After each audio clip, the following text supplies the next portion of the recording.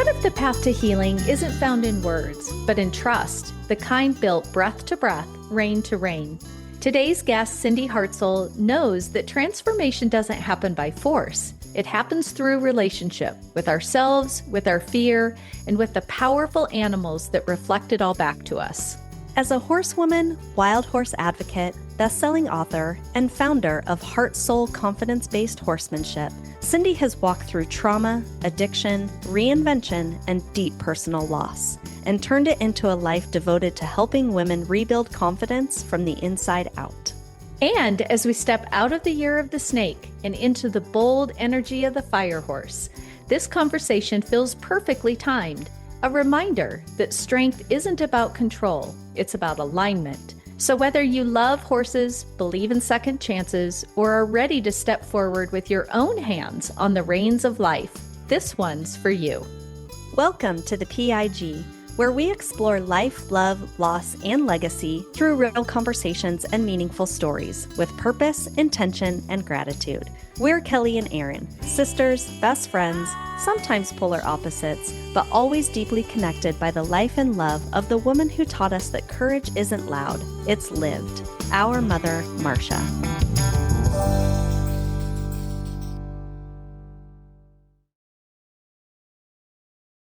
Wow, Cindy, welcome to the PIG. We have been anxiously awaiting this conversation, and honestly, I don't even know where to begin. So I'm going to give our listeners just a little background on how this connection came to be because it's aligned, it's synchronous, and it's pretty darn cool. Erin and I deeply believe in the power of intention. We've built this entire podcast on that foundation. We believe every conversation matters, every story is important, and every life journey has meaning and purpose and deserves to be heard. So part of our intention moving into 2026, year 2 of the PIG, was to deepen our exploration of life, love, loss, and legacy. We were also hoping to find a guest who could help bring light to the magnificent transition we're in as we shed the skin of the snake and jump into the saddle, hands firmly on the reins of the fire horse. Some conversations don't happen by accident, and this is absolutely one of them. Cindy, from the moment we connected, there was this quiet knowing, like our paths had been running parallel for a long time and finally crossed at the exact right moment. We share a love of horses, both domesticated and wild. We share a love of freedom, of health, of holistic healing that isn't rushed or forced into a box of how it should look, but healing that is felt, nurtured, and shaped by life's experiences. We share a life full of resilience, of perseverance, of courage and bravery, of falling and rising, of learning, discovering, growing, becoming, and everything in between. And honestly, we share so many little idiosyncrasies that I already know we're going to laugh about today. So many that it's left all three of us in a bit of awe and wonder. But today's conversation isn't just about horses, horsemanship, and healing. It's about shedding identities that once kept us safe, learning to trust our bodies again, and choosing movement that comes from alignment instead of urgency. This episode feels like a true convergence of our personal stories, our shared values, and our collective timing. So we are incredibly grateful that you are here with us today. We can't wait to see where this conversation takes us. So, new friend, with all that said, let's begin where it all started. Take us back to the beginning of Cindy's story. Wow. Well, first of all, thank you. That was an amazing introduction. And the universe is magical. Yeah. You guys have literally come into my life when I feel like I'm emerging, this year of the snake and the horse. I feel like I'm emerging from a cocoon state where I've spent more than a year just really going inside and being gently nudged by my spirit guides in the universe that it's time that I be seen and heard, and mostly heard, that my gift is my voice and my story. And quite honestly, that scares the shit out of me. Mm-hmm. And so you reached out to me at a time that was no mistake. And you two, I feel so connected to you that it's easy to share. So thank you. Thank you. Where does Cindy's story begin? You know, there's a lot of milestones in my life, but I think I'm going to go to my conception because I believe that the energy in which we take form in a human body helps lay down some of our energetic, not the DNA. And I know you're into genetics, so I want to be careful, but I'm going to talk on a more energetic way, because our thoughts create us. And so I was conceived by my mother having, I'll be kind, and saying an affair with a 14-year-old child when she was 24. It turned her world and my half siblings' worlds upside down. As I was growing up, she would joke that I was the only one that she smoked and drank with while she was pregnant with me. And I never really knew why until I became an adult and understood I was her deepest, darkest secret. And she had meant to put me up for adoption, and that fell through. And when my siblings met me, they had been taken away from both parents in a domestic violence situation, and my mother's older sister had custody of them. So when they came to visit her and I was born, my sister was 5 and saw this bassinet in the studio apartment and ran like a dolly, right? And my mother yelled at her, "Don't touch her. Don't talk to her. Wow. Leave her alone." Wow. So that lets you know how I was, the soup that I ripened in, the energy. And then my first formidable imprinting, cuddling, bonding was not there. Right. So I spent my entire life feeling the love-hate relationship between my mother. I had a stepfather that came into our lives when I was 2 and did not know until I was 14 that he was not my father. Very abusive environment, mentally, emotionally, physically. And my sister, who's 5 years older than me, used to tell me, "You have this light about you that no matter where you go, you light up the room." And on the flip side of that coin, she would tell me that I was left on their front doorstep because in her mind of a 5-year-old, I was. Yeah. Right? That was all she knew. Yes. You came from somewhere. Right. She just showed up. Right. Just there one day. Then my parents, they were both very narcissistic, wounded childhoods themselves. Okay. As I've done all this healing my entire lifetime, I have no blame. I have the wounds and the scars, but I understand, right? Because we all have our story. They had abusive childhoods. And so they were doing the best they could with what they had, right? Well, they created this kind of twisted story, like one of many, that I was like theirs. So there were he had 4 that I didn't know until I was 16. And then she had 3 that I was raised with 2. One got left behind with the dad. And then there was me. So they raised me together, right? Who doesn't want to do that when you're a loving couple? Well, that created even more hostility between my sister and I. And to this day, we don't have a relationship. I don't have a relationship with either of my siblings. And my mom just passed. That's part of the story we'll get into. Yeah. But that's by choice. It's too toxic for me to live the lie and the game. And I'm all about authenticity, be accountable. Let's talk about it. Let's move on.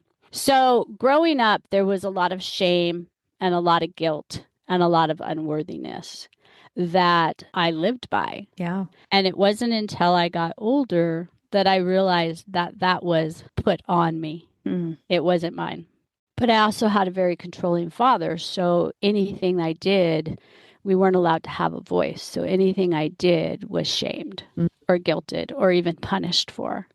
We had a babysitter that came into our lives. She was an amazing woman, but she had a teenage son that started raping me when I was 5, and it carried on until I was 9. And being a mother, I have no idea how nobody knew that. Yeah. Right? I mean, I have no idea how nobody knew that. Wow. But I carried that shame because he grilled it into me that I was a bad girl. And if anybody knew, I would be in so much trouble. Little did he know that at home, if I spoke out of line, I was getting spanked with a ping pong paddle till my butt bruised. So there was nothing I was ever going to say about it, right? So then, as I grew into an adult and to a teenager, my parents did the smartest thing they ever did for me, and they got me a pony. That was when I was 11. And he was the first being that ever showed me unconditional love. Oh. And he was the first being that set healthy boundaries. When I was out of line, he let me know it. And 4 seconds later, we were besties. He was my confidant. As I became 13 and things were awful at home, I learned about guys and I learned about drugs. I became a drug addict from the time I was 13 until I was 23 when I got pregnant with my son. Wow. Yet I always had my horse, which I believe kept me alive, right? And then when I had my son, he was my reason for living and my reason to never do drugs again. But I still continued to live my life striving to be worthy, striving to rid myself of the shame and the guilt and the unworthiness, and always felt this driving something inside of me, like, there's something I'm supposed to be doing, but not knowing what it was.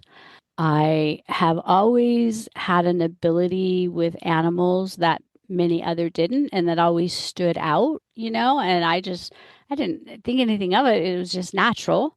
I became a vet tech at an early age, and that lit up my world. Fast forward, I had a daughter in a dysfunctional marriage. We got divorced. He became the dad that I had wished he'd always been when we were married. So my kids have a great relationship with him.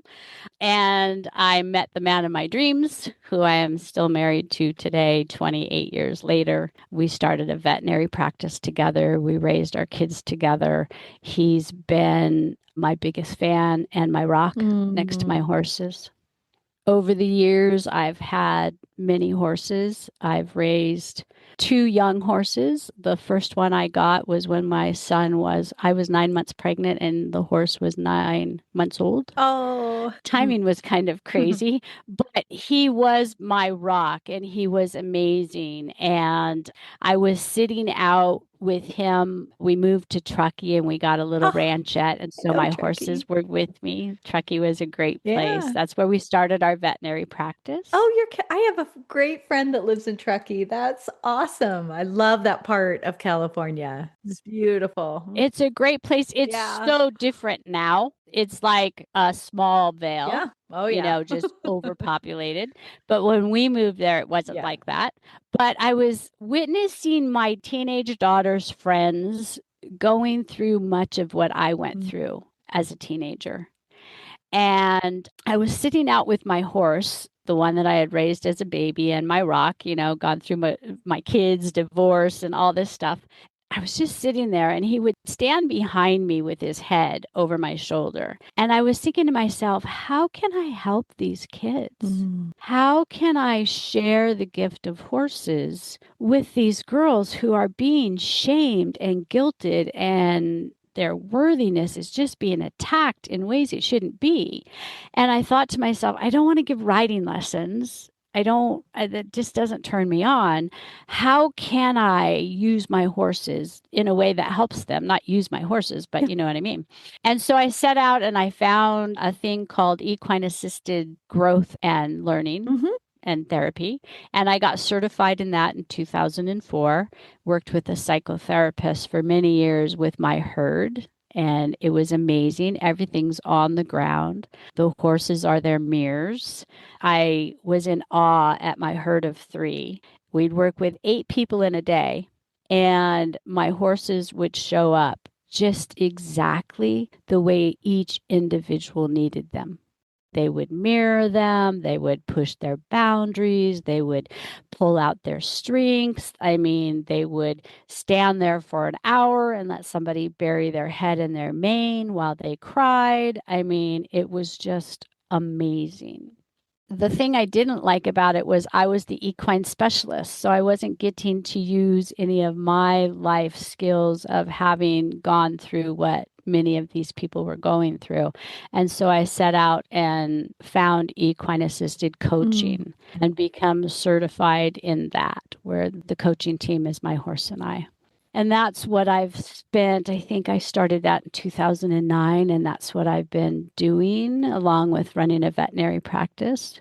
But in 2009, I lost Rondo, that horse. And I got a little 6-month-old PMU horse, little Palomino white paint horse. And for those of you that don't know what PMU stands for pregnant mare urine. And it's what they use in Primarian, which is an estrogen supplement. And so what they do is they take these big horses and they breed them, and then they put them in stocks, which is just something they can stand in.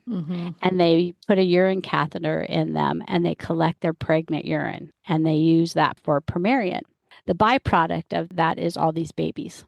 And when it first started out, they were sending them over to Canada for slaughter. And a lot of the horse advocates said, no, no, no, we want to adopt them. So that's how RC came into my life. And he was RC for Rondo's carbon copy. Oh, I love that. And he picked up where Rondo left off as far as teaching me and helping me to heal. He was the best horse I ever had. And when he was 11 years old, he started developing some pretty erratic behavior. And in 2017, I was unhaltering him, and he spooked and knocked me unconscious for 15 minutes. I had a triple brain bleed, was in ICU, neuro ICU for 3 days. And the day that it happened, after everybody left and they gave me medication to help calm my head down, I had 3 brain bleeds in where the 2 parts of the brain come together. I had 3 brain bleeds in that crevice, the one in the front, and then worked back. And after everybody left, I was laying there and I prayed to God, will I ever be able to ride again? Will I ever be able to have a conversation with my kids? Will I be able to play with my grandkids? What's going to come of this? And this small, quiet voice said, if you could have one thing come from this, what would it be? And I, without hesitation, said, inner peace. I want to know you, God, on the deepest level, and I want inner peace. It was a long recovery from that. It took about 6 months before I was back on horseback. My horse continued to have erratic behavior. And in 2019, I was tying him up to my horse trailer. And I teach horse safety and rope safety for a living. The horse trailers have that metal cleat that's like a half circle on it that you put the rope in and you tie. Well, I had put the rope in and I was holding on to it, and he spooked and pulled back. And when he pulled back, he sucked my hand into the cleat, and I lost half a finger and the tip of the other. That was very hard for me to come back from, because it was like, I don't know this horse. I don't trust this horse. I don't want to get near this horse. And my best friend and my husband, as I was recovering, said, you need to go talk to your horse. And I said, I don't have anything to say to him. And they said, he is so depressed that he lived with 2 other horses. Grant you, we have 11 horses, and he lived with 2 in a big pasture. They said he comes out of his shelter to eat and drink and goes back in. You need to go talk to him. And so one day when nobody was home, I worked up the courage and I walked out, and he met me at the gate, and we walked down to the shelter, and I sat down against the back of the wall, and I kind of buried my hands in my head in my hands. And granted, my hand's still wrapped up and everything, right? And he comes and he puts his head against my forehead, his forehead against my forehead. And I'm sobbing. I mean, just sobbing. And finally, I look up at him, and, so his head is like just inches away from mine, right? And he has tears streaming down his face. What? And I was like, oh my God, RC, Hmm. I don't know what's happening to you, but it's okay. We're going to be okay. Wow. And we just sat there and cried together. I mean, literally cried forever. And then I got up and hugged him, and that began our healing process. And then he got more erratic, and long story short, he had a brainstem lesion. And by the time I lost him in 2021 at the age of 13, he had the equivalent of somebody with severe Alzheimer's. There were days he recognized me and his herd, and days he didn't know any of us. Wow. And so it was hard to let him go, but he continues to be one of my greatest teachers, even on the other side.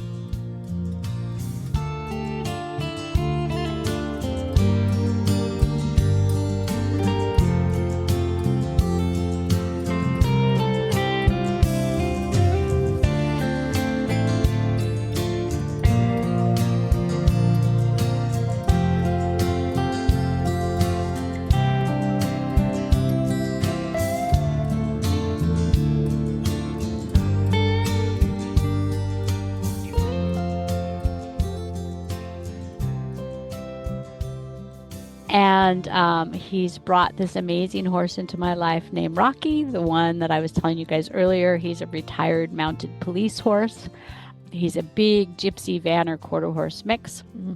But through the journey of these traumas, I began to realize that there are so many women out there in this world that have been injured by their horses or have lost their confidence. They've witnessed somebody else be injured, or they had horses growing up, they did life, and now they're in later golden ages and they want a horse, and yet they're scared. It's not like when we were 13 and we had no fear, right? Now all of a sudden we're in our 40s to 60s, and it's like, ooh, this is way different. So in honor of RC, I started teaching Finding Our Way Back from Trauma Clinic. And I was blown away at the women who attended and the courage that they had to attend and get back on a horse.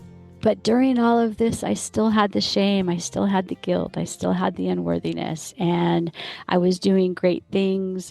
I forgot to say in 2004, I realized that I was an animal communicator, because there's that thing called animal communicator, pet psychic. I'm like, when somebody introduced that to me, I'm like, what? She said, you're a pet psychic. And I'm like, I'm a what? And she goes, well, you talk to animals. And I'm like, we all talk to animals. And she's like, but no, you understand them. And I'm like, not everybody does.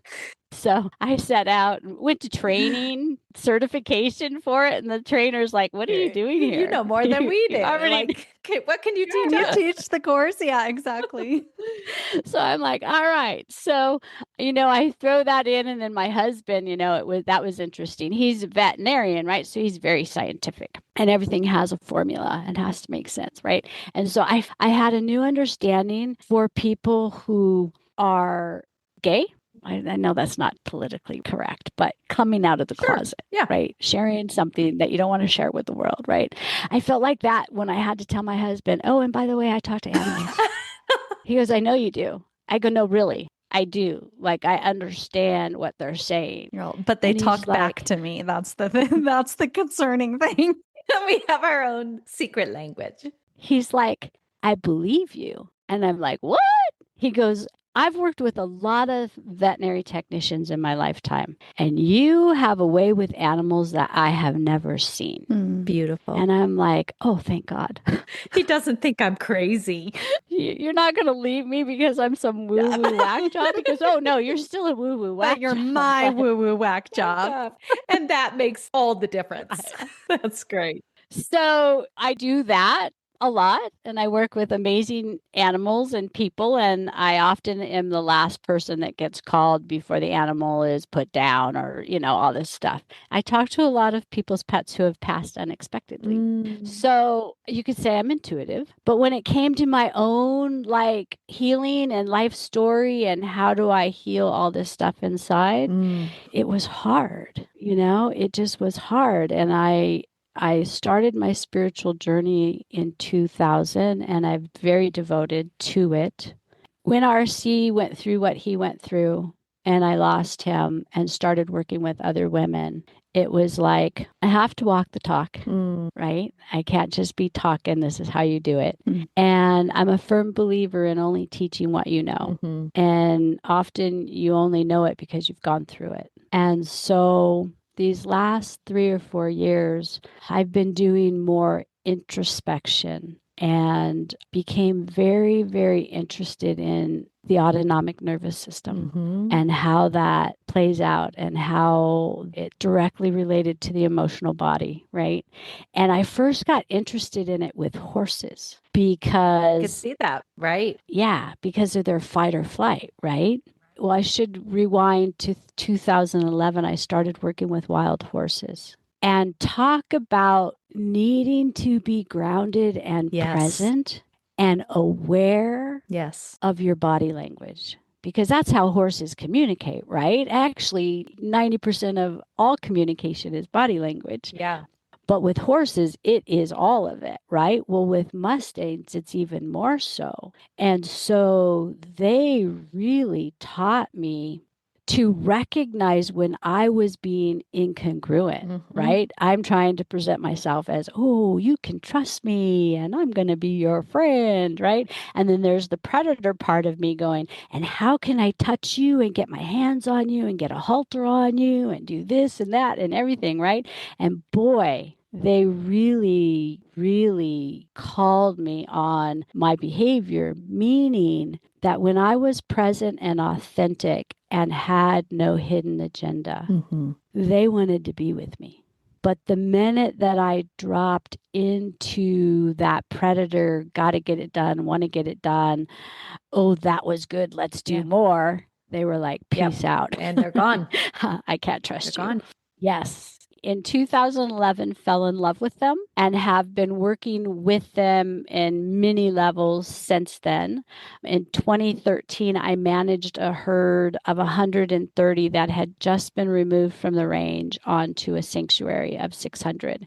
Amazing women to take on such a project, but none of them really knew horses. So I got to be the one that managed these horses. And that's when I became 100% certain that I wanted to be a life coach and I wanted horses to be my partners. Because I would get there before anybody knew I was coming, because once they knew I was there, then we had things to do, right? And I wanted to just soak up these horses. Yeah.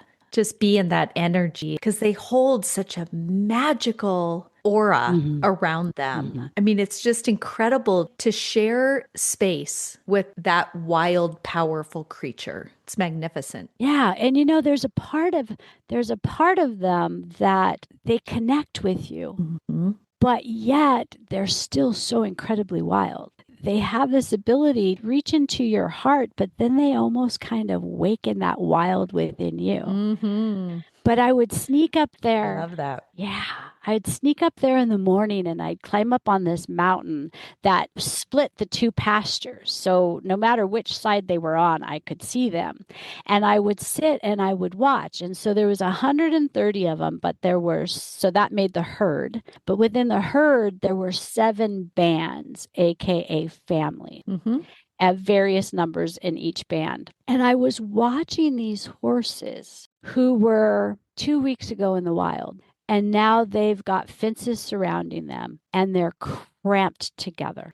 And I witnessed them sorting it out. Yeah. Identifying boundary. And sometimes they were very aggressive setting boundaries. And other times they were subtle, like, what just happened? Why did that whole band of horses just move? Like urgency move, So it really made me watch the body language and what they were saying to one another, but it was interesting to watch their resilience.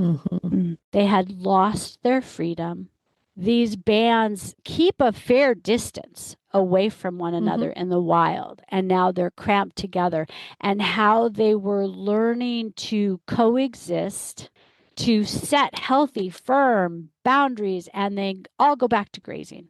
That's the nervous system, right? The autonomic nervous system at play. Incredible adaptation ability. Yes, yes. And then watching the whole group of females within one band nurturing the babies. And literally, Auntie, who has nobody, taking all the babies so the moms can all go lay in the sun, you know? Yeah. And it was so clear how these horses have so much to teach humans about life. Yeah. About coexisting, about healthy boundaries and immediate forgiveness and no grudges, no judgment. You misbehave, you can't follow the orderly conduct of compassion and courtesy and respect, then you just go hang out there. Yeah. Until you get your shit together. Yeah. And then you politely ask to come back. Yeah. You know? That was in 2013, 14. When I left that job, I took 7 with me, who I still have to this day, and 2 are very, very wild still. Not all wild horses want to become gentled. No. Not all wild horses are meant to be ridden. Not all horses are meant to be ridden. Yeah. And being able to honor that. So as I sat and healed from RC's injuries and having to let him go, and how can I help women, and learning about the nervous system and how that's directly connected to the emotions, and learning how to help horses. We teach horses mentally and physically, but we don't teach them about emotional fitness. And we don't teach horses about emotional fitness because we don't teach humans about emotional fitness. This is a big, big topic in our lives, personally, professionally, on the podcast. You can't teach what you don't know. We are right there with you on that one. Yeah. I think for all of us who have gone through trauma and are on the other side to take our stories and help hopefully enrich others, we've had to learn about emotions. Yeah. Because we've had to shut them down in order to survive. Right. And then we had to learn how to give ourselves permission to awaken those emotions, the good, the bad, the ugly, the mess, in order to find ourselves through the other side. And horses have the same issues. And the way I've learned to help horses through teaching them how to be a partner and not a tool, and how to have a voice and a choice, is by helping them to recognize their emotional body. And when their head's above their withers, they're in their sympathetic nervous system. When their head's below their withers, they're in their parasympathetic. And there's a different chemical releasing going on. We teach all our horses in that sympathetic adrenaline junkie place, reactive mode, not thinking mode. And then we're so stupid. Then we get on their backs.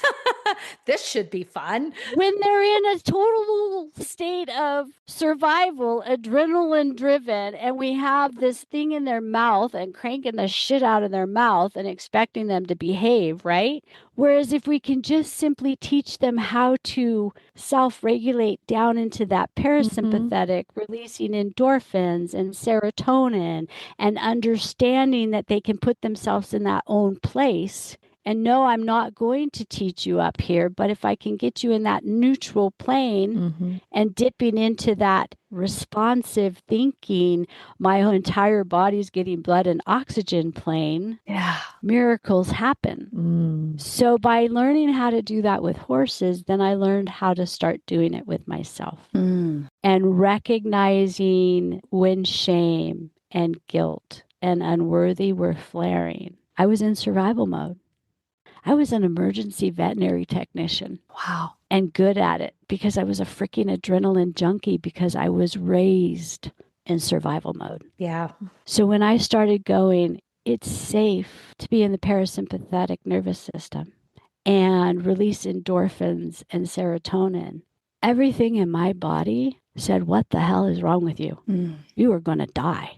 If you don't stop this, you're going to die. You're going to lose everything that means anything to you, because that's what happened as a little girl. If I misbehaved, I lost everything that meant anything to me, right? So here I am trying to learn how to navigate through the emotional body, and everything inside of me is saying, don't do it, right? So then, lots of breathing, lots of meditating. I wrote a book last year called Breaking the Chains Within. It was in a writing retreat.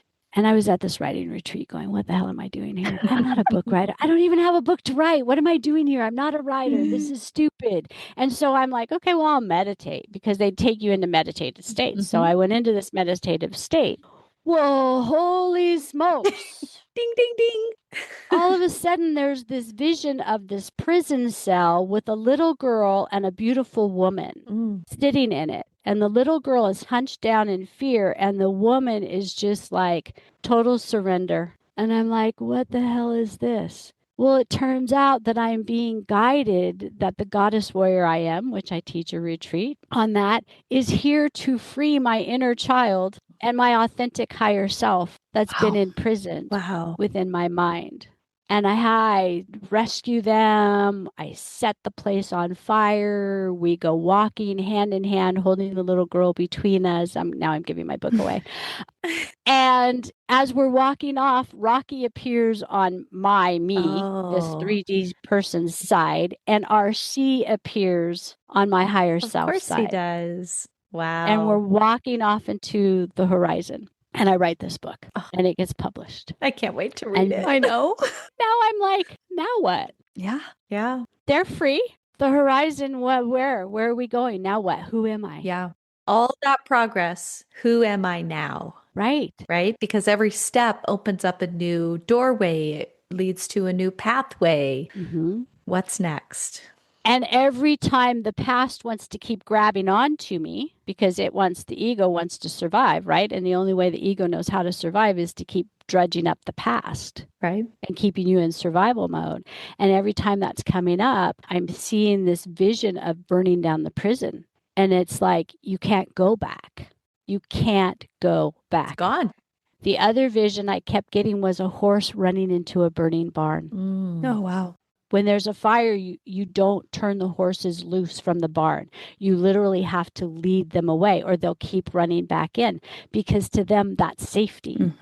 So my inner child kept wanting to go back into the burning barn. So horses throughout my life have not only kept me alive, but they have kept me growing. Like, what would the horse do? Or the horse would show me in physical reality something that metaphorically added up to what I was going through internally. And so here I'm sitting at the beginning of 2025, not knowing it was the snake year. Didn't know it. Sitting here going, now what? And in meditation, I was introduced to, you are in what we call the liminal realm. And I'm like, the what? I have to get my dictionary out for that one. Yeah. And basically, it's that in between, right? The past no longer serves you, but you have no idea what the future holds. So you're in this space. And I'm beginning to learn that, well, isn't that the present moment? It is, but it isn't, right? Because right now we're in between the snake, we're ending the shedding of the snake, and we're beginning to enter into the year of the fire horse. And so we're experiencing both energies, but the snake is demanding we shed everything and anything that can't move forward. Right. Which is part of the uncomfortability that we feel when we're in this in-between space. Yeah. Yeah. And it can be irritable and frustrating and exhausting. Yes. And you feel resistance. Yet there's this part of you that's like, well, something's brewing, Yeah. What is it? But we don't know what the year of the fire horse is going to feel like, right? Because it only happens once every 60 years. So most of us have not experienced this kind of energy. And so that's the liminal realm, which to me is on that spiritual, energetic level, like your higher self and your future self are coming together going, okay, we can do all these things, right?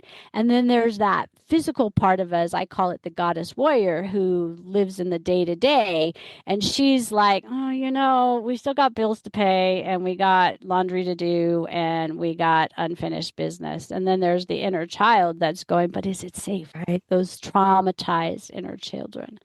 So that liminal realm became a place that I started spending a lot of time in. I don't know if it was by choice or not. It must have been.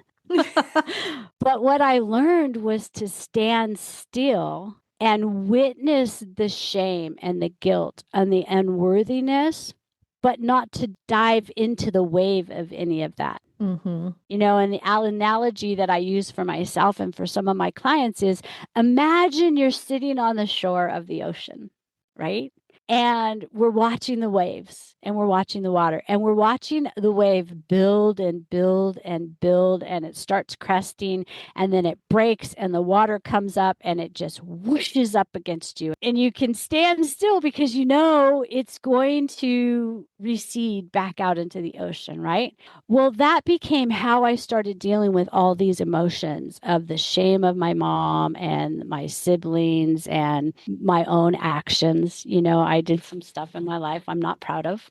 And I would always dive into it, right? That's what keeps us stuck in the past, is we dive into it. And so I'm like, okay, well, if I'm sitting on the shore and those waves are actually emotions. Right. Ooh. And they're Waves of emotions. building and building.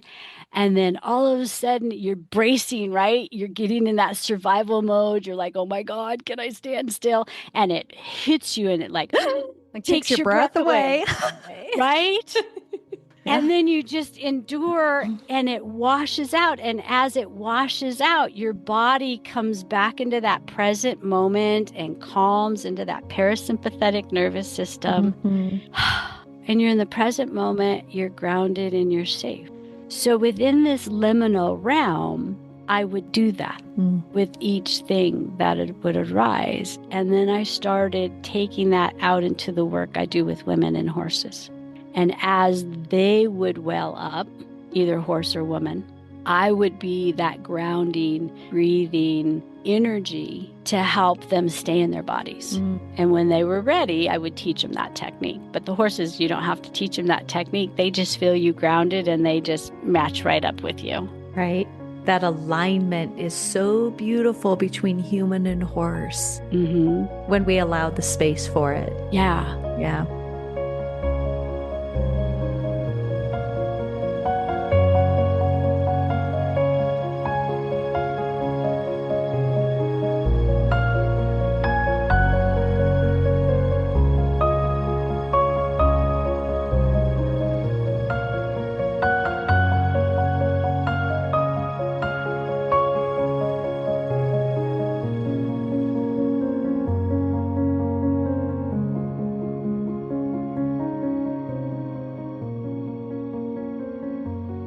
And so this year, 2025 has been a total shit show for me. Same. I should start first by saying in February of 2025, I had my first granddaughter who is just amazing. So she was the light. But then from there, it went, whew. We lost the ranch that we were leasing with 4 months notice to remove 11 horses and find a new place. And we decided we wanted to leave Nevada, go back to California. And in through all of this is like, okay, somewhere, somehow, I really screwed up and everything is being taken away from me. The inner child is like, I told you. So not only are you losing your home, you're going to lose 11 horses, 2 dogs, 3 cats. You're going to lose it all. So back to the liminal realm I go, right? This can't be true. This can't be true. You know, that's the past. I'm not bringing it forward. But what the hell? What is happening? What's in the future? You know, the nothing was presenting itself. So current state now, we went from a 5,000 square foot home to a 300 square foot RV. I have 10 of my horses an hour away from me, spends 4 hours a day going to take care of them. Thank God I have an amazing client, Ray, I love you if you're listening to this, who takes care of them in the morning. My birds are an hour away in a different direction being boarded. And Rocky is here close so that I can, in those moments of needing to remember why I do all of the things I do and that I'm not really crazy, or maybe I am, I go ride him. I go hug him. I go cry in his mane. He's my rock. And isn't it interesting? His name is Rocky. I love that. And this is how the universe works. We had Rondo, the first baby. We had RC, Rondo's carbon copy. And now we have Rocky. So they're all R's, The three R's. the three R's. And so I am in the process of writing my second book. Actually, it's going to the editor right now as we speak, called Where the Hoof Prints Lead. Mm-hmm. And that's me, my inner child, and that my higher self and my two Rocky and RCs looking out into the horizon. And where are the hoof prints taking us? Mm. And they're taking us to some ranch in Redding, California, that will first be my sanctuary, and then will be a sanctuary that I'll offer for women. But we got to get through this damn snake year. And the shedding has been uncomfortable as hell. Yeah, ladies? Yeah. Yeah, it has been. You know? Yeah. And I've been, I have so much to say, but just in relationship to that, you know, the hardest parts to shed, the things that are clinging on to the very, very end are just the hardest, right? Like I just want to shake it all off already. Yeah. Yeah. And they're sometimes hard to identify, right? It's crazy because you literally feel like your skin is being pulled off, right? But our human brain wants to identify, well, what is this? I need to know. Label it. Yeah. We want to label everything because if we label it, we can see it, understand it, reckon with it, do something with it. Yeah. Right? Absolutely. And it's very easy to think about letting go of the things that we don't want to carry into the next year, right? It's just like, nope, I don't want to take that with me. So it's easy to let go. What's harder to reconcile, to label, to name, and then recognize in all of this is that there are things that, if it was up to us, we probably would carry into next year. But the universe is saying, like, this is not good for you. This is not going to serve you. Like, you have to shed this for reasons that you don't know, you don't see, all of that. And so that's, to me, where the pain point comes from. I'm very happy to leave many things behind in 2025. But that discomfort is coming from lessons I'm supposed to be learning, things that I have to leave behind because they are going to no longer serve me in this next phase of my life. And trying to wrap your head around that and reconcile that is challenging.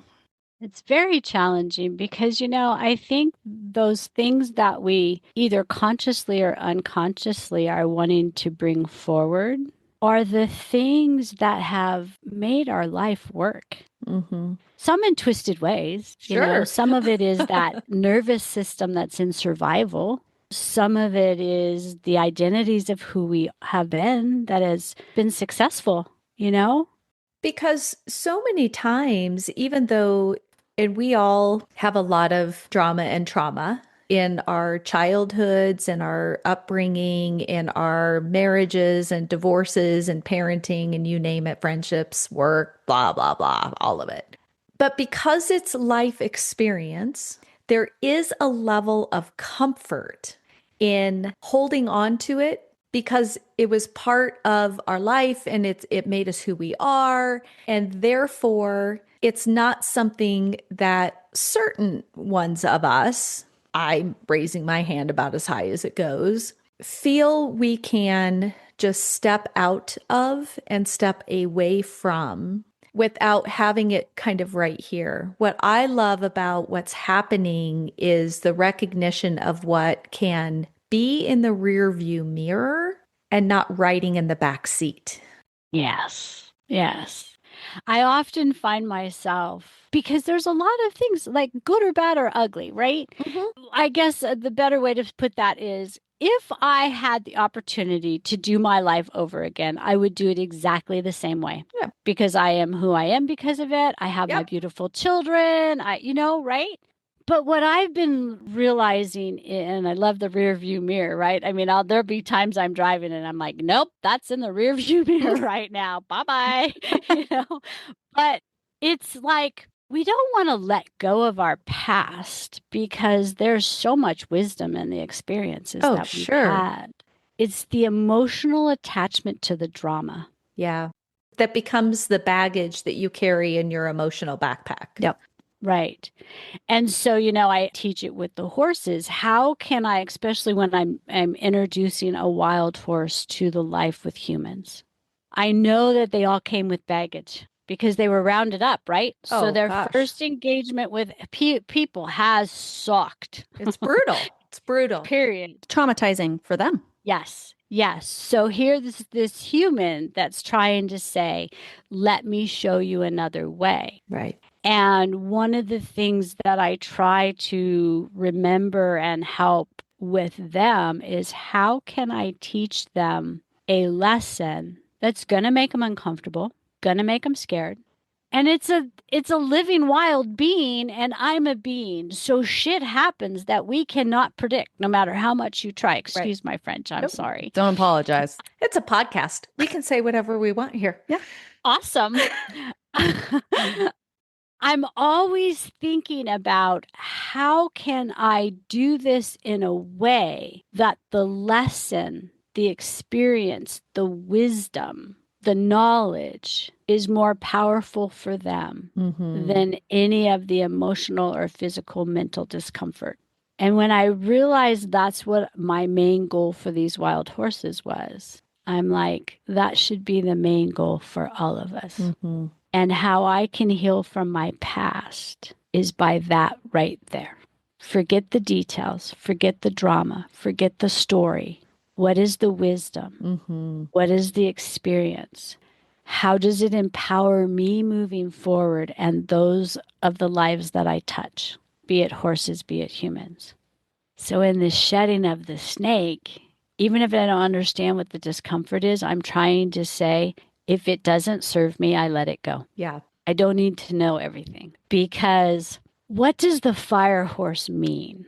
The word fire is kind of like, whoo, that gets your attention, right? Right. Yeah. Fast forward, fast moving, powerful, hot, can burn you if you don't know how to handle it, right? Exactly. Right. It could be your greatest gift or it could be a great tragedy. Right.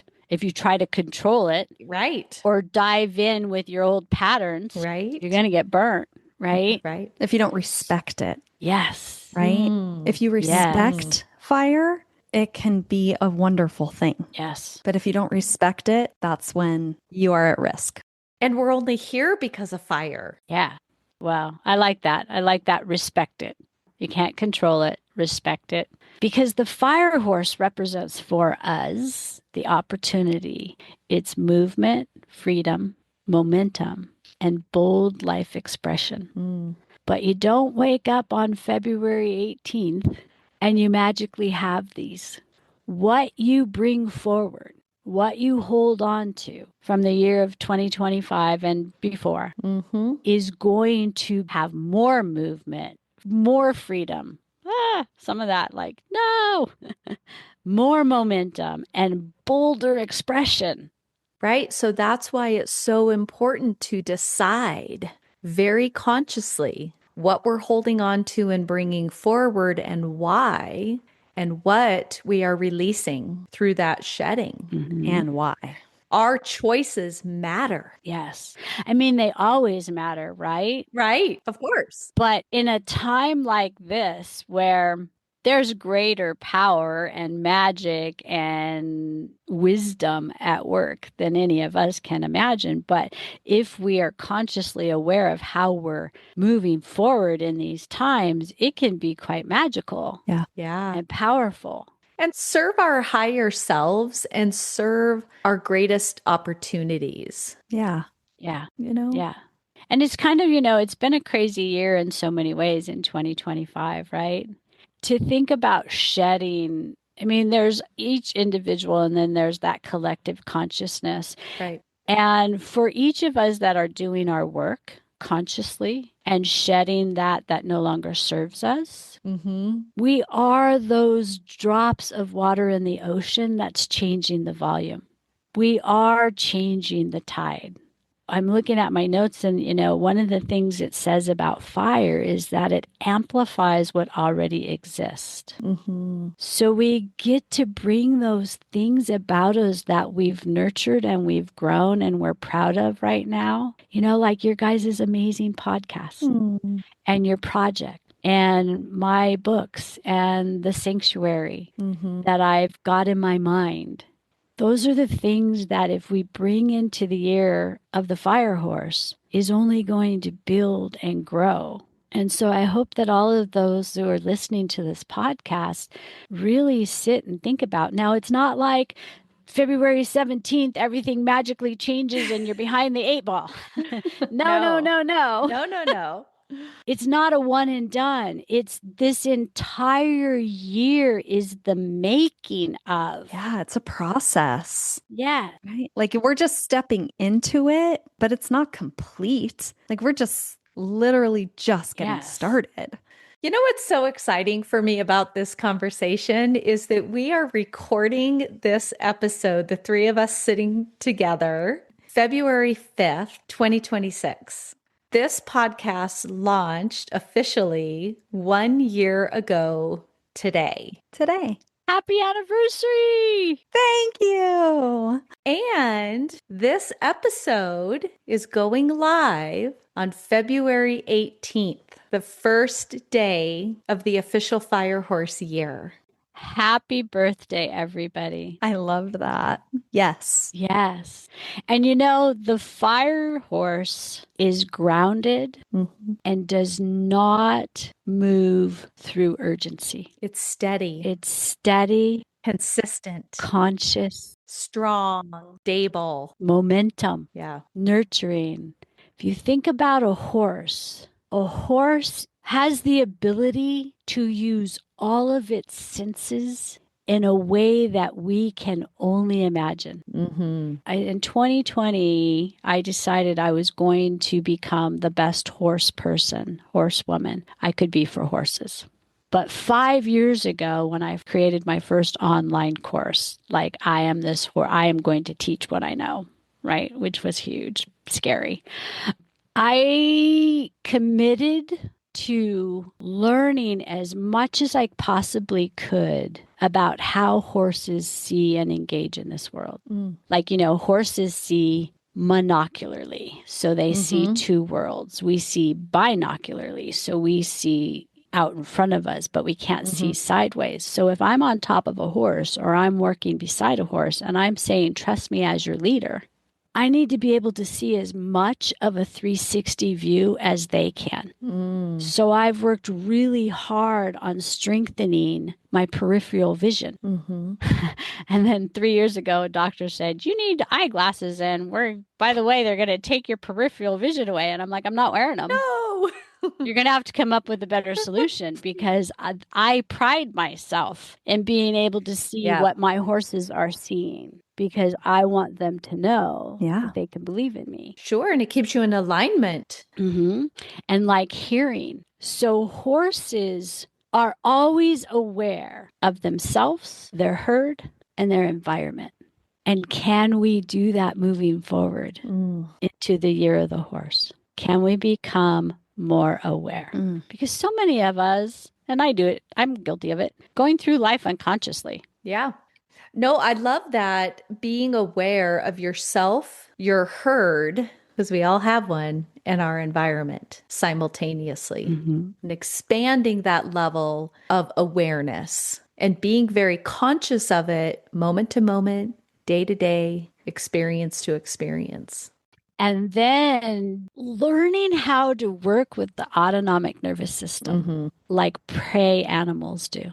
This was fascinating years ago when I was taking the equine assisted learning and growth. Actually, no, it was actually my assisted coaching, equine coaching training. We were required to read Waking the Tiger Within. Fascinating book. A lot about the autonomic nervous system. But prey animals live in the present moment. And, this kind of talks about what I was talking about before. They experience trauma, especially in the hands of humans, that they will have triggers, something in that present moment happens that all they have is the memory of their past. And they look through that Rolodex and go, whoa, this is like that. I need to react this way. I mean, that's how that's how we engage with the world as well, right? But a prey animal has the ability to be in the present moment. Something in the environment happens. They real quick check into their memory bank and all the dendrites, memory cells that have been laid down. And they're like, is this safe or is this something to worry about? If it's something to worry about, they go into that sympathetic nervous system, fight or flight, reactive mode. They react when the stimulus is gone. The horses blow out. Right. They lower their head. A gazelle shakes, lowers their head and starts eating. Lowering the head puts them into parasympathetic, releases endorphins and serotonin, and all the blood and oxygen returns to the whole entire body. Yeah. They're in the present moment. Can we learn to do that? Can we learn to recognize my emotional body is saying, warning, warning, look at my environment, process what's going on, react or respond, take nice deep breaths, and return to the present moment. Return to calm. Yeah. I mean, that's what the fire horse has to offer us this year. But one thing I want to say that I found fascinating that most people don't know, we all know about adrenaline junkies and we know about the sympathetic nervous system, fight or flight. You're in reactive mode. That's why people who are type A's and always, right? They can't really stop and listen to you because they literally can't. It's not that they don't want to. Physically, they can't. But what's fascinating to me is the sympathetic nervous system, when we go into that state, our body automatically slows the oxygen and blood flow to every part of our body that we don't need to survive. Mm-hmm. And it all goes to the muscles, the heart, and the lungs. Right, because that's what we need to run. Right? And if you think about it in the horse sense, right? That's how we're training horses, right? So they're literally not thinking. Right. Right? And so when we stop stimulating them and we have the chance, the horses and the prey animals lower their heads, we kind of start trying to take deep breaths, right? Then and only then does the blood and oxygen return to the rest of our body so that we can start thinking and responding and breathing and, oh my God, I got to go to the bathroom and, all those things. Right.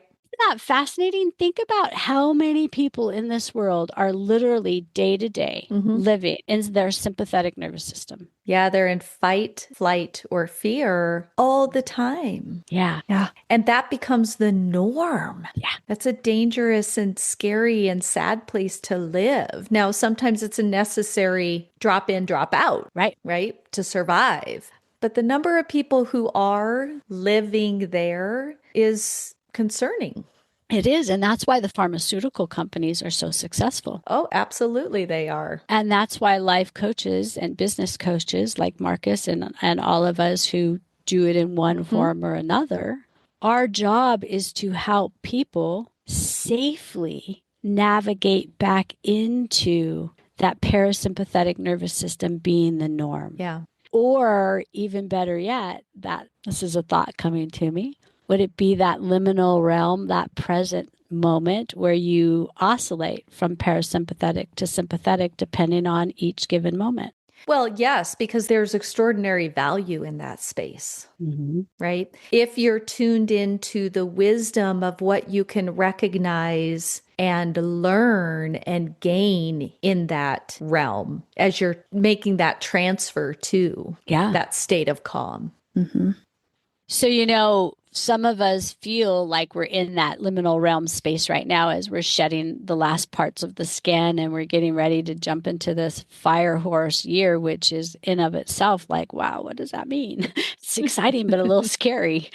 Learning to be comfortable in that space of unknown and open to receiving without feeling like we need to control it. That's pretty powerful. That statement actually, to me, encompasses everything that you do and have done. And when we think about, you talked about it so much too in the beginning, right? When we think about horses and training horses and trying to, control them, teach them what we know, teach them what we want them to do, where we want them to go, right? Seeing the world through our binocular eyes, even in that way. But it's so profound to me that so much of who you are, the work that you do, what you've accomplished and this beautiful journey that you have taken and that you take others on ties back to that kind of respect of the fire horse, right? But changing that narrative of even with the wild horses, making it less about what can I do to them? What can I teach them? How can I control them? How can I get a saddle on that horse? And all of those things. And instead being open to what are they trying to teach me? What can I learn? What can I learn from this creature and from their life experience and the way they see the world and the way they operate in this environment? I want to really recognize you for how well you listen to those animals because yes, can you speak to them? Yes. You are the horse whisperer, right? And like other people have told you and like your husband has told you, yes, you have a gift and you can communicate with animals and you can speak to them and you do talk to them. You're not the crazy lady.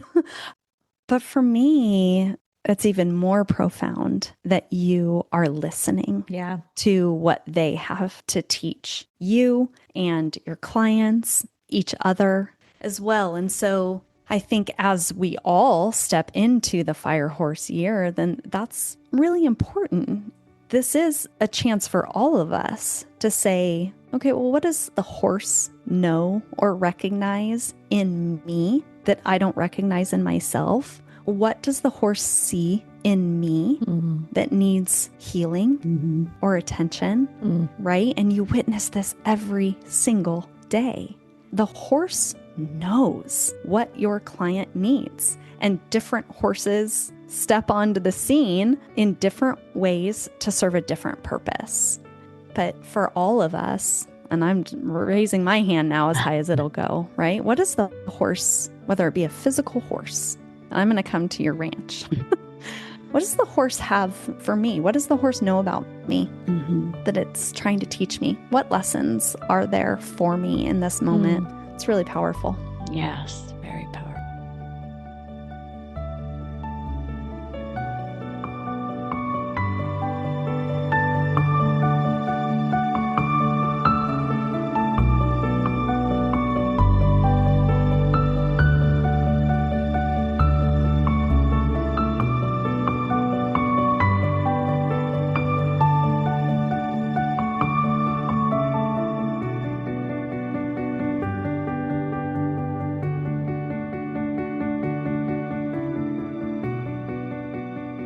My herd has been incredible since this change. They thrive on routine and their home is important to them as it is to us. And my horses, I have some magical mares that are the most beautiful healers and teachers. And they will literally come and put their forehead on my back as I'm shoveling poop. Oh. And I'm like, what are you doing? What are you trying? This is not. I'm helping. I don't have opposable thumbs. Otherwise, I'd take the shovel and do it with you. You're making me miss the wheelbarrow and pick up the poop twice. And when I stopped and said, okay, two of you, my two most magical mares, women horses that teach my goddess warrior workshops with me. What? And they were putting their foreheads on my heart. Oh. The back of my heart, which is receiving. The front of our heart is giving. The center is trust. And the back is receiving. And they're asking me to receive their presence and their grounding and their trust that we are okay. I don't need to control it. And my two wildest ones need me to be able to get a halter on them because their hoofs, they're no longer wearing them down like they were where we were before. So they need attention, but they're not letting me in the way that I used to. It's very clear that they're saying, you have to find a better way. And so I'm like having to dig deeper, know what used to work for so many gentling of wild horses. These two who I've had for 11 years 11 seems to be the number. It's a 1 year. Yes. It's come up many times in this conversation already today. You got your first pony at age 11. RC was 11 when he started showing his symptoms. Yeah. And 2011, you started working with Mustangs. Oh, yes. And so, yeah, that's what they're doing for me. But Erin, yes, the one thing we didn't mention today, you guys, which is as important in numerology, this is year one. So it's all about new beginnings, the year of the horse, the fire horse. Shedding what's old and stepping into what's new.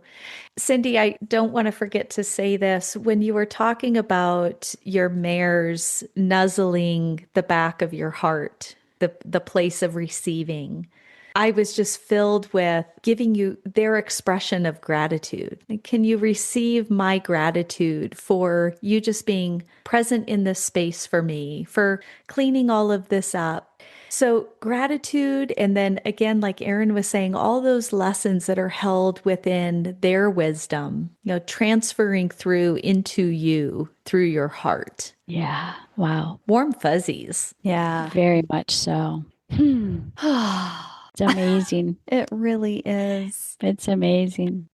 And meeting you guys in the time of the last part of the shedding and stepping into the fire horse, it's exciting. Well, Kelly even said it a little while ago, and we talk about this a lot, and we've talked about it in this episode a lot, but just the power of alignment. And I could not be more grateful that we found each other and that we have so much alignment in so many areas of our lives. The warm fuzzy is the perfect description for that because my heart just feels so full. And when we talk about stepping into the fire horse year and being so intentional, I'm so grateful that you are now part of our family and that we get to step into this fire horse year with you and your herd. I am so grateful that we are aligned. I am too. I am too. And I do want to share because this is such a fun story. So Erin and I were being very intentional and we were dreaming and casting our vision net, right? We want to find somebody that we can talk to about the fire horse year. And Erin also knows since the very beginning, having an episode or episodes just on wild horses has been something very, very important to me. Because when we talk about life, love, loss, and legacy, man, that is the story of the wild horse, right? And Marcus and I are very passionate about saving wild horses, keeping them on the range. We have one of only 2 horse management areas just right outside our back door. We spend a lot of time with the wild horses. We are on every list, every nonprofit, every petition, you name it, we're involved with it. And so on social, I'm connected to every wild horse photographer, every wild horse sanctuary, every wild horse nonprofit. And so I see a lot of that information in my algorithms. And lo and behold, literally the day after Erin and I cast our vision net, I saw this posting and I went, oh, that's so beautiful. The picture was beautiful. What was shared in the post was beautiful. And so I saved it. And I kept it saved on my phone for about a week. And then I said, I wonder if I could find out a little bit more. So I investigated and I went to your page and then went to your website and found your phone number and left a voicemail. And here we are. So it really is a very fun story about doing exactly what we've talked about throughout this podcast, which is taking action on and stepping forward in faith into the calling, the tug. And Cindy, you got right back to me. We shared some voicemails and text messages. And then the moment that the 3 of us connected on a call to just meet and learn and talk, and is this the right fit? Gosh, what did we have? A 2-hour call. Yeah, we were like, we should have been recording that. That could have been its own episode. It's pretty amazing because, as I said earlier, I've spent, like the last couple years feeling like I'm in this cocoon state. Part of shedding of the snake has been people in my life that for whatever reasons, various reasons, just aren't coming forward with me. And I was feeling like, I lost my mom on December 18th, and we were estranged, but my daughter and I and my grandbaby, we went and we were at her bedside, and that was beautiful. It was as beautiful for her as it was for us, and it gave me the closure that I had no idea would be as beautiful. I have my immediate family, which is beautiful, but I don't have an extended family by choice. It's toxic. And I was in this knowing that it's time for me to step up and be seen and heard, which again scares the shit out of me. I like horses, but people scare me sometimes. And I'm great with my women retreats, but people scare me in a bigger sense sometimes. But I was like wishing I could have a community, wishing for a tribe, but so often I step in and I quickly step out. Yeah. There's no resonating. And when you reached out, there was just something in my heart that said, make that call. And I was like, yeah, I know later. No, make the call. So I literally had to call you right back. And sitting with the two of you and just feeling your energy and having the conversation we've had, it's like, you guys are literally, and I told you the day we talked, you are literally an answer to my prayers. You are the kind of women that I want to align with. And to hear you say, Erin, that I'm part of your family, I needed you guys. I needed women who inspire me, who are authentic, who are going to encourage me to be better and even create a safe feeling like we'll take you as you are. So we're all crying now. Because we're all perfectly imperfect, but you're right, Cindy, to have a herd that holds space for you just as you are in the moment that you show up. That's to me what this year is. Reflective of that, how are we going to show up, number one, in the world and inside of ourselves? And how are we going to show up and hold space for those that are part of our herd, part of our community, part of our tribe, we'll call it whatever you will. And our paths have collectively led to here, which collectively involves every single person who is taking the time out of their life, because that's a gift that they give to us that they can't get back their time. And we don't want to waste it. So there are really, really, really great things to come. And Cindy, I do want to hold space, if you want to talk about it at all, for your mom, because you did just lose her. And that was a big transition for you. Yes, I would love to have you guys hold the space because it's still I'm still processing, and what's interesting is there's not grief. And the reason I say that is because, I was her deepest, darkest secret. There were numerous times in my adult life that I asked her to tell me the truth of my conception, and she viciously attacked me. And the last time on Mother's Day of 2019, my stepdad had been gone for 5 years. And I was the one who was the hospice caretaker for him, which was interesting because he was one of my number one abusers in many ways. But I still loved him and forgave him. But I still held a lot of anger towards. And so when I reached out on Mother's Day of 2019 and said, hey, can we heal this together? Can we get the elephant out of the room, tell the truth, and move on together? And her reply was, consider me dead to you. And I said, I'm so sad. And grant you, I've been working on this since my husband came into my life and gave me permission to be me, right? Yeah. Mm-hmm. So I had already done a lot of healing. It was the healing together. And I said, I'm so sad that you're willing to give up a relationship with your daughter instead of heal together. And so I literally did not talk to her. But my niece called and said, you need to know that she's in the hospital and she may not survive. And I'm like, okay, peace out. She doesn't want anything to do with me.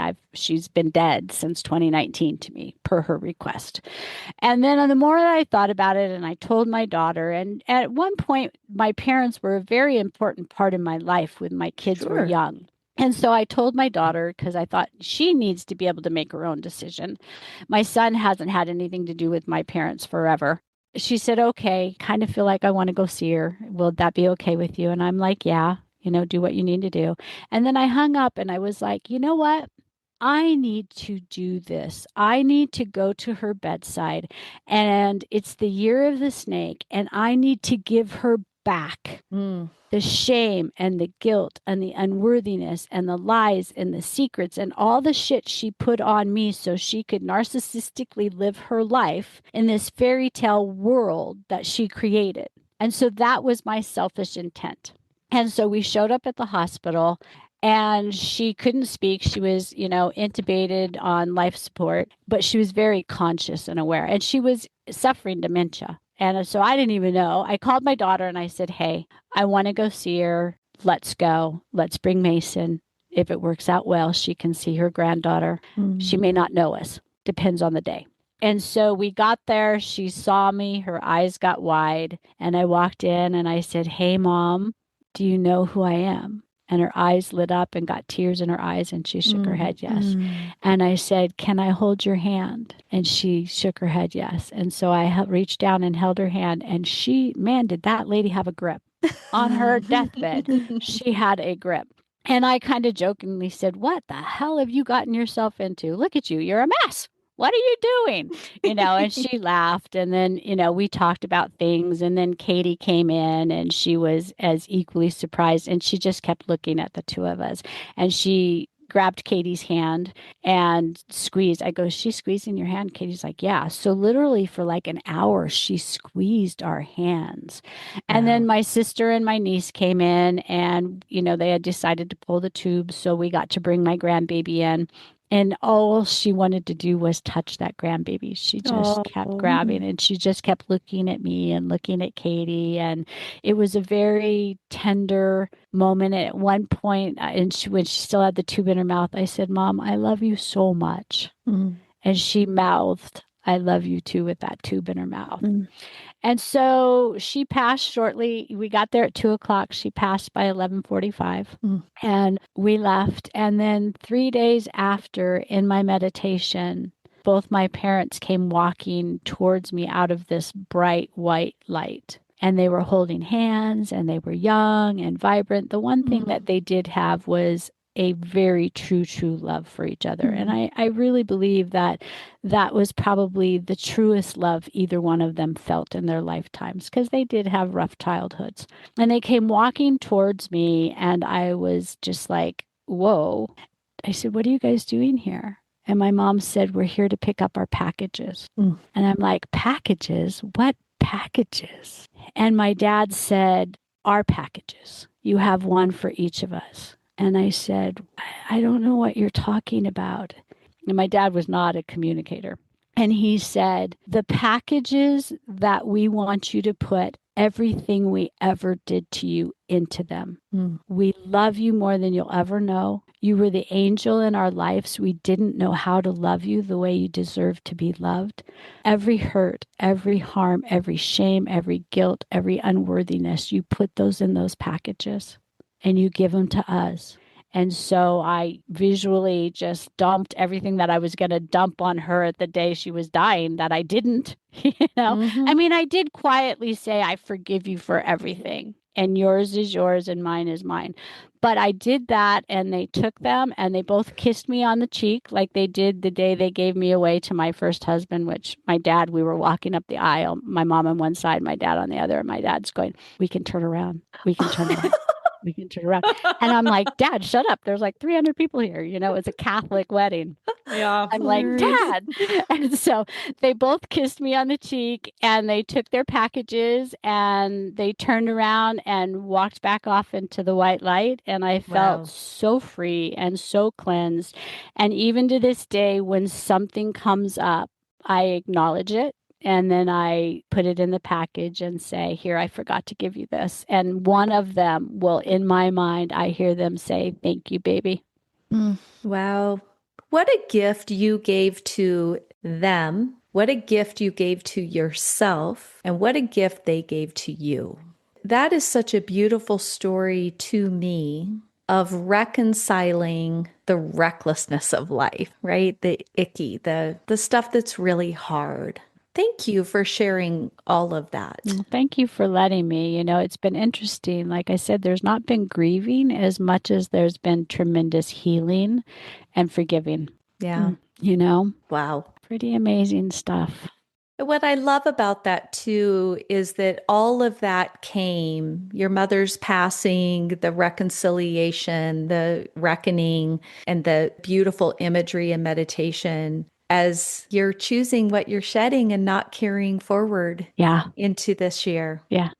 And you can't make this stuff up, ladies, No. right? I mean, I entered to 2025 having no idea it was the year of the snake. Yeah. I don't honestly really pay attention to a lot of that, right? Yeah. But when I found out, I was like, oh my. This makes so much sense. And it's very timely. It's timely for different people, but clearly it's timely for you and it's been timely for all of us. I have one thing that I'd love to share for our audience listening. Yes, please. And it's just a message of moving from snake to fire horse.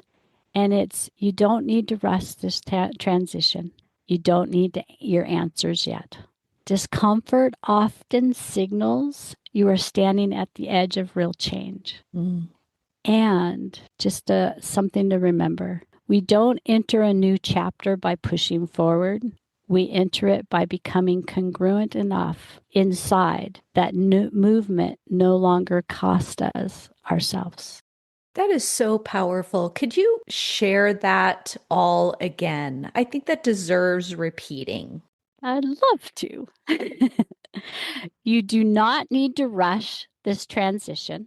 You do not need answers yet. Discomfort often signals you are standing at the edge of real change, and we don't enter a new chapter by pushing forward. We enter it by becoming congruent enough inside that movement no longer costs us ourselves. Wow.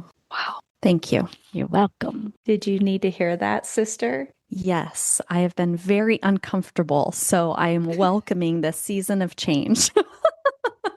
Yes, I did need to hear all of that. Thank you. You're Thank welcome. you. You're welcome. I needed to hear everything that you had to say today, because hearing the stories of others helps us create a more meaningful connection to our own.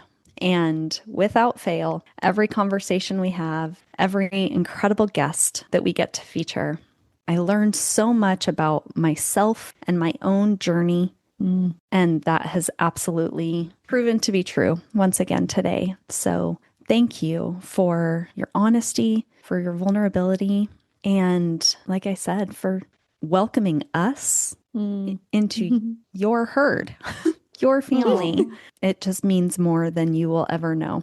This is just the beginning of our friendship and our relationship. I know that we will have you back. And I know that we are just getting started with the power that is before us for all of us. Yes. I love that. Yeah. Yes. And we don't quite know what that's going to look like yet, but boy, I'm ready. And having you guys in my life and in my family and in my herd just makes it even more exciting. Yeah. And just gives me a more complete sense of moving forward, like I'm not alone, that I have this new amazing herd of women and men. I've listened to your podcast with your guys and talk about some amazing men. Right? Yes.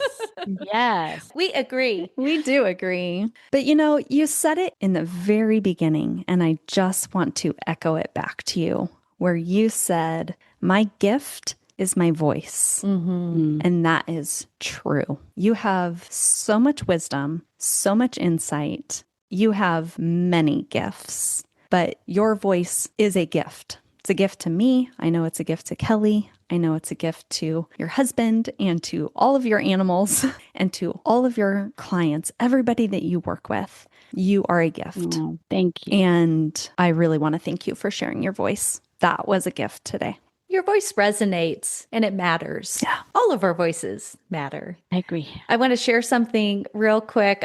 My daughter just went on a trip and she just got back. And so we just got a very first chance to talk right before we sat down to record this episode. And Lily is the one. That's another commonality because you had a filly named Lily who was a wild filly from the wild mare who entrusted her filly with you, which is another story for another day. But Lily's had some pretty incredible wild horse experiences with me, with us. Right before this conversation, I was asking her about her trip, and she said, it's the first time in all of my life, and she's just about to turn 23, that I felt like I was part of a community where I belonged. She's a photographer, and she's invested in mentorship, and she went on a mentoring retreat. She has often struggled to find her group of friends, her herd, where she fits in. And to hear that as a prelude to this conversation, which was all about the very same thing, was really beautiful. And so I think that brings us full circle to your PIG, Cindy. And you shared it with us. I did, but I have a new one. You can have more than one. That's allowed.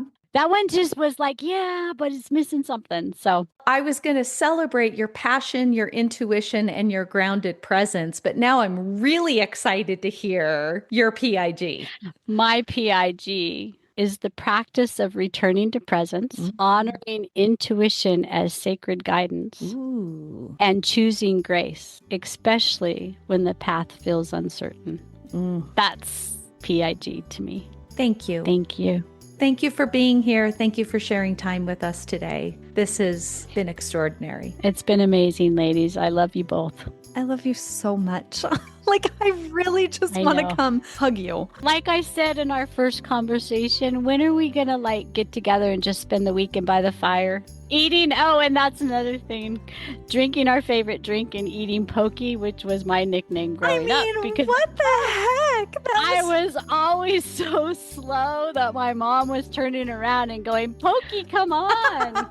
That is hysterical. Because wasn't that Gumby's horse's name? Yes. It's packed right now, but sits on my computer as a little miniature Gumby and Pokey because I loved that cartoon. I did too. I totally forgot the horse's name was I just Pokey. remembered it in this moment. And I have a really shitty memory, so that is saying something. This episode just keeps getting better and better. Yes. All right, everybody, stay tuned for part 2. It's coming. Yes, absolutely. Yeah.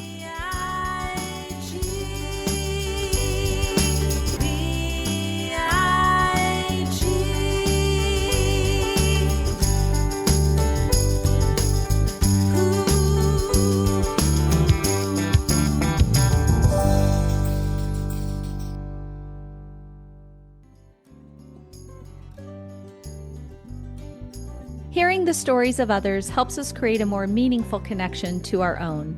We hope today's conversation offered you insight, encouragement, or even just a moment to pause and reflect on the story you're living and the legacy you're creating.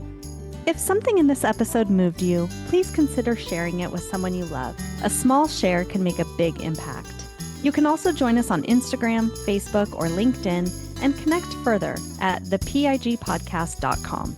And if you're enjoying this podcast, one of the most meaningful ways you can support us is by leaving a 5-star rating, writing a short review, or simply letting us know your thoughts. Your feedback helps us reach others and reminds us why we do this work. Because the PIG isn't just a podcast. It's a place to remember that even in the midst of grief, life goes on, resilience matters, and love never leaves. Thanks for being on this journey with us. Until next time, hugs and kisses, everyone.